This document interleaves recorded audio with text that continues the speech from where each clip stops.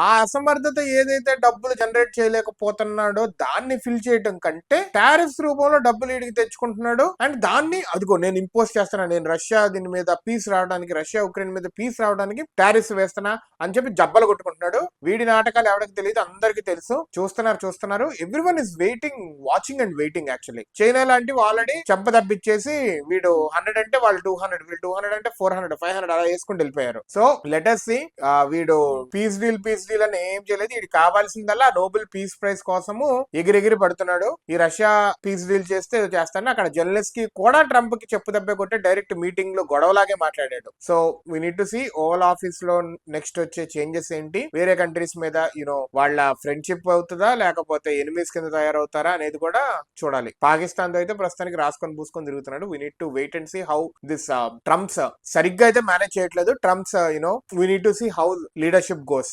అమెరికాలో కూడా రేట్లు పెరుగుతున్నాయి అని చెప్పి ఏ కంట్రీ ఏ స్టేట్ లో ఆ స్టేట్ లో ర్యాలీస్ జరుగుతూనే ఉన్నాయి. ఫస్ట్ వాళ్ళది అక్కడ చక్కదిద్దుకోవట్లేదు, ప్రపంచం మీద పడి పీస్ ప్రైస్ కోసం ఎగురుతున్నాడు. చూడాలి ఏమైద్దాం మరి.